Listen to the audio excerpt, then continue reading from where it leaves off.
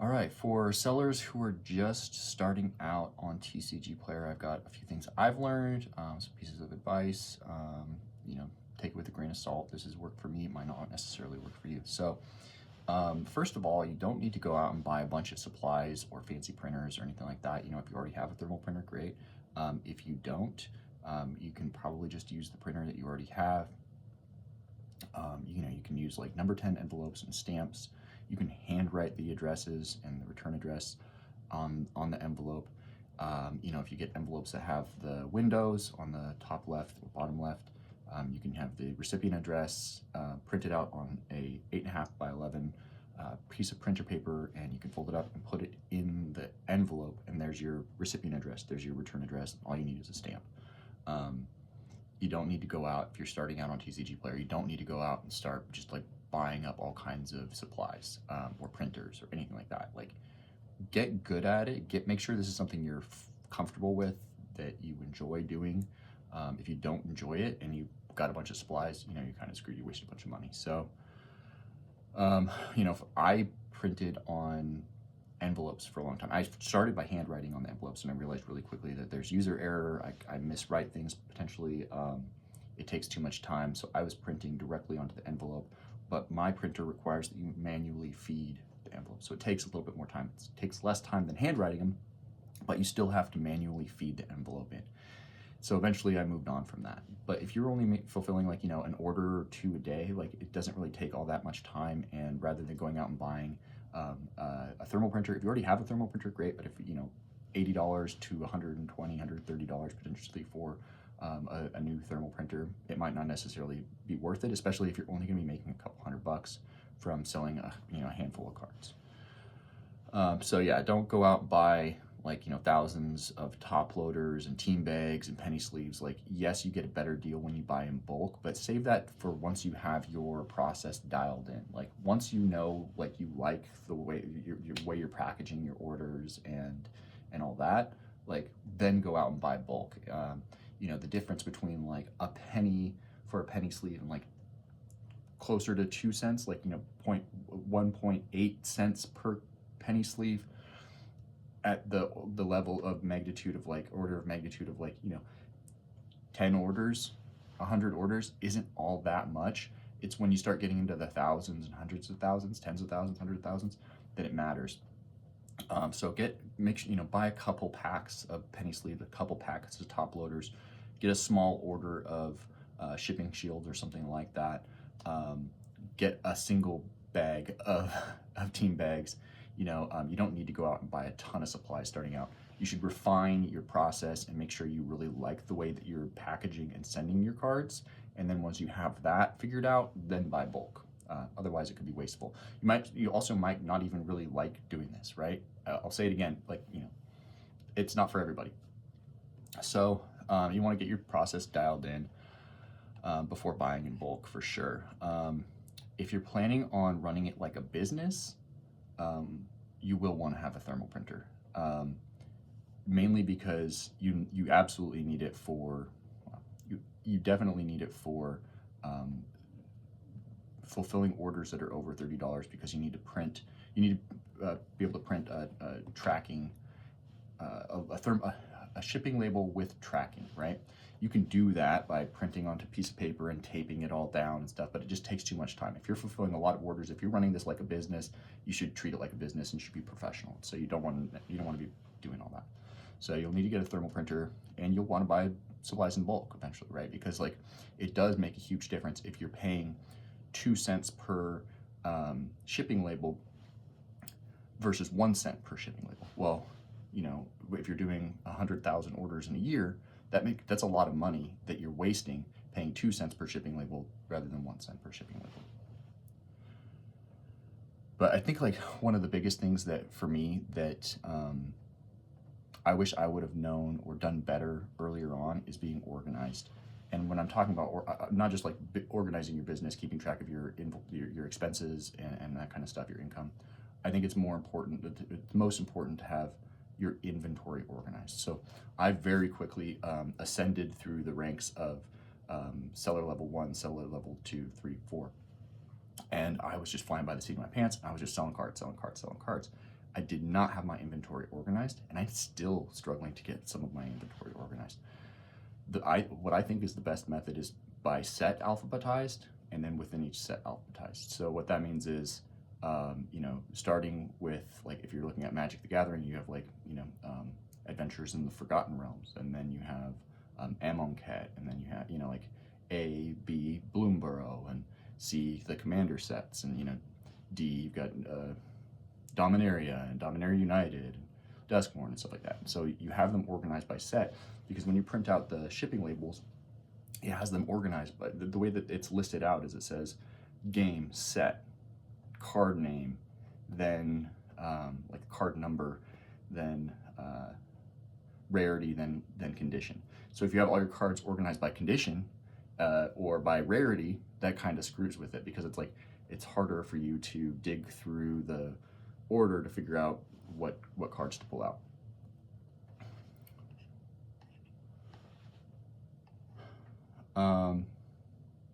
So, one of the reasons why that you want to stay really organized is if you're only fulfilling like 1 or 2 orders a day, not really a big deal. But if you're fulfilling hundreds of orders a day, it really matters. One of the most time-consuming things about doing selling on TCG Player is pulling the cards out of inventory.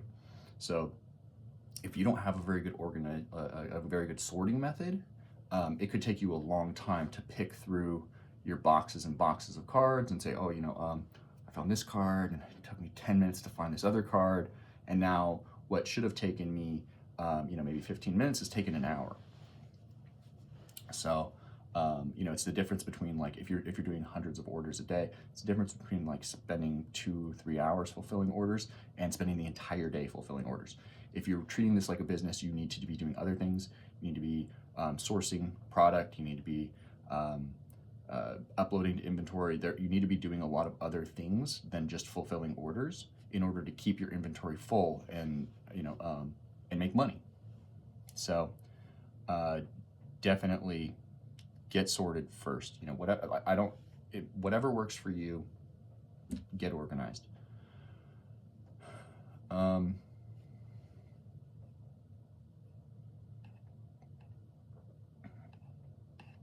So another thing that you can do to speed up pulling orders is using pull sheets. So TCG Player lets you export like a spreadsheet that's a pull sheet. It's like all of the cards in your orders that you have selected. And if you have a different organization method than alphabetical, this can help because it allows you to sort by whatever column. So if you're organized by card name, like if you have your entire inventory is A through Z just by card name, well, you can use pull sheets to pull your cards that way. It's really quite easy. You just like grab the column that says card name, sort alphabetically, take the pull sheet over to your inventory, and you run through.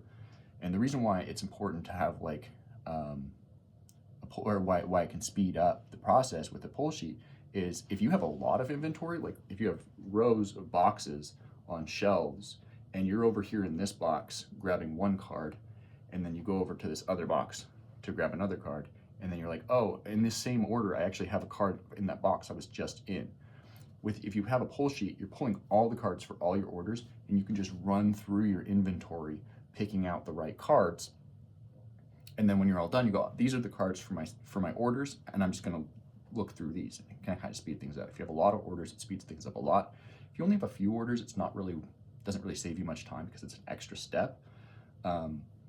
If you have a few orders, you can just take the packing slip and say, okay, these 3 cards, grab those 3 cards. I got another order, 2 cards, grab those 2 cards. No big deal.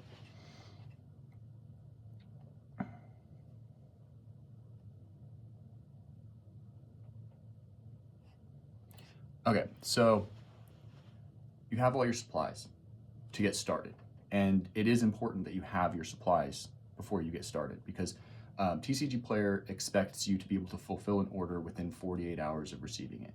If you don't have top loaders, if you don't have penny sleeves, if you don't have team bags, if you don't have envelopes, stamps, and the ability to send out the order really quickly, you're not going to get good feedback. It's important that you're getting 100% feedback on these early stage orders. If you're in seller level 1, you want to get feedback as quickly as possible. So you want your orders to be delivered as quickly as possible. So you got an order today, you want to be sending that out today if possible. Put it in secure outgoing mail or drop it off at the post office or something like that if you can. Every day that you get orders, you want to be getting them out quickly.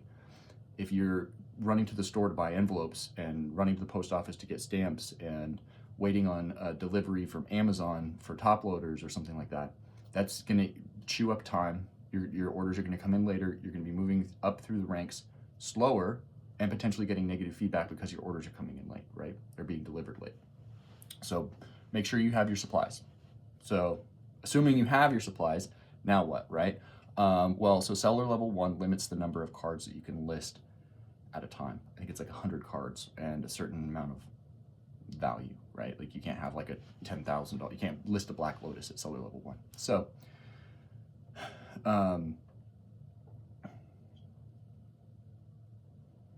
you want to sell cards that people want to buy, right? If you're listing cards that are not desirable, like bulk, it's going to take a long time to sell them, and you only have 100 inventory spots available, right?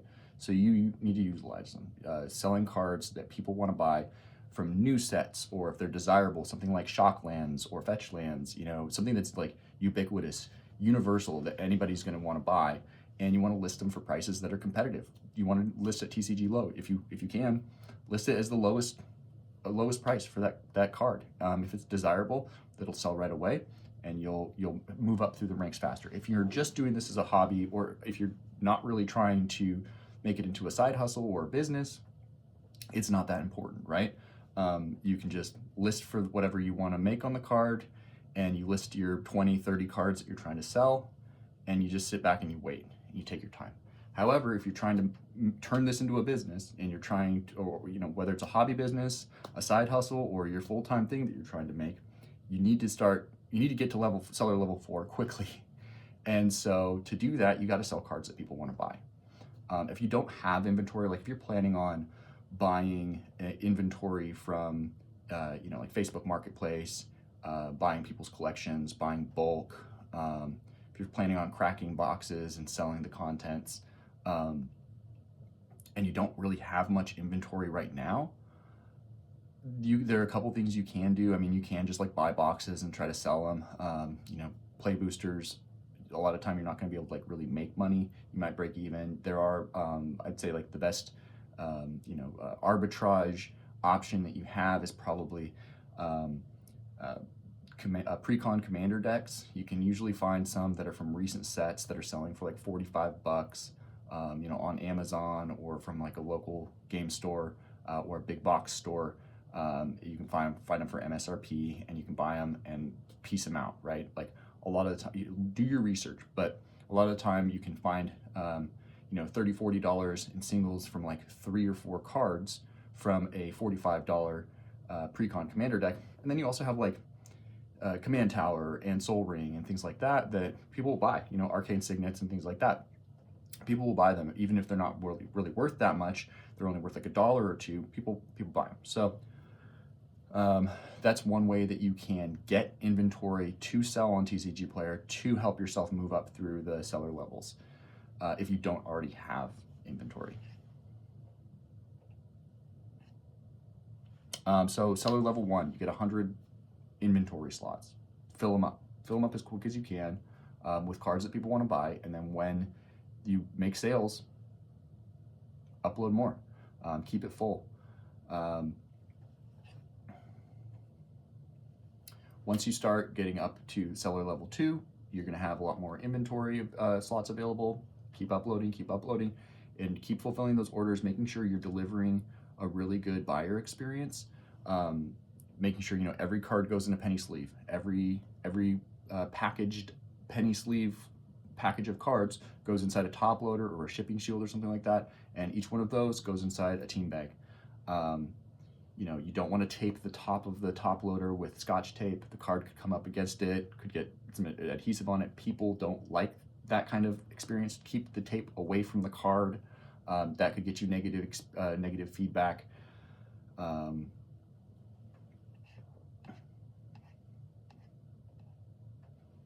I recommend keeping the card at least one protection layer away from tape. I use tape to tape the package, you know, like the card inside the top loader, inside the team bag, to the packing slip, so it doesn't shift around in the envelope. Because that's another thing, is like, if these are sending through USPS, they're going to be getting handled really rough, and so if your card ends up in like the corner of a sleeve, it could get messed up, right? You want it to stay as centered as possible, and so taping it to the packing slip helps to achieve that. You tape it to the middle of the packing slip, it stays in the middle of the envelope, it doesn't shift around. Once you get to seller level 3, I believe the inventory max is something like 40,000 cards. That's a lot. Good luck getting that before you get to seller level 4. You know, if you're doing everything right, you'll breeze through seller level 3 really quickly, and you'll have unlimited inventory. You can just, I think it's unlimited. Maybe it's like 100,000, I don't know what it is. But you can just upload as many cards as you have, and good luck trying to keep inventory. Good luck trying to upload thousands and thousands of cards to your inventory. If you know of a better way to do it, I'm all ears.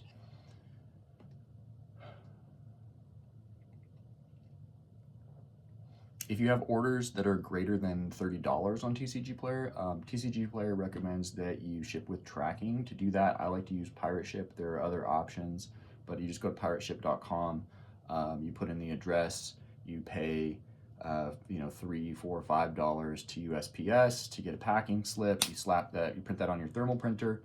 If you don't have a thermal printer, like I said earlier, you can print it on 8.5 by 11, cut it out so it fits your bubble mailer, and tape everything down on the bubble mailer. Speaking of bubble mailers, you want to get these like 4x8 poly bubble mailers. You can get the manila ones, but the exterior is paper, and I've had problems with them tearing. I recommend the poly mailers. They're just like more durable. They stretch rather than tear. So 4x8 poly mailers for orders over $30. You want to ship with tracking. Pirate Ship is a good option.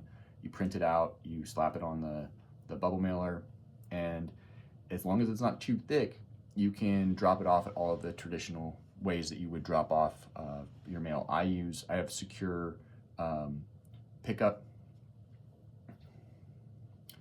You know, you can drop it off in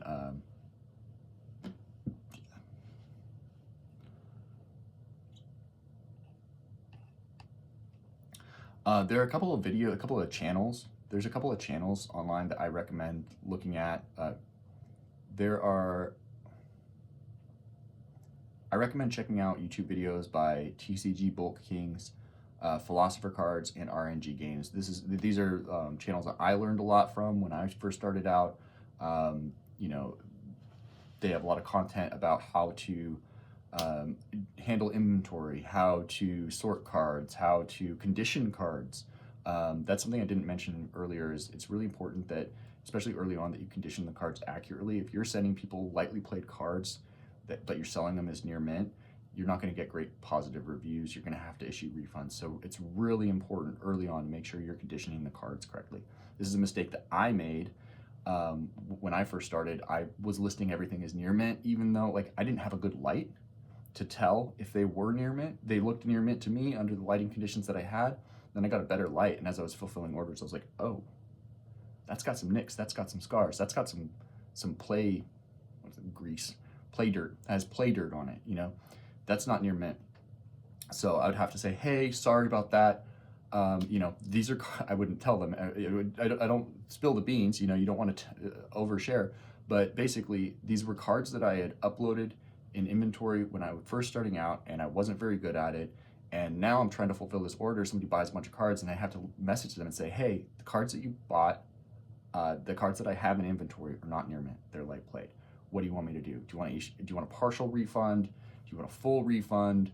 Do you want me to send the cards that I have that are near mint? Like, what do you want to do? And you have to. And it adds time that you have to waste time doing this, but also it's just like not a good buyer experience. Oh, I bought some cards and now the seller's telling me that they don't have the cards that I ordered. You know, that's not good. But anyway, like I said, TCG Bulk Kings, Philosopher Cards, and RNG Games, really great resources on YouTube. Watch their videos, watch my videos. Let me know if you have any more questions about advice for selling on TCG Player, tips, tricks. Yeah, anyway, good luck. Have fun.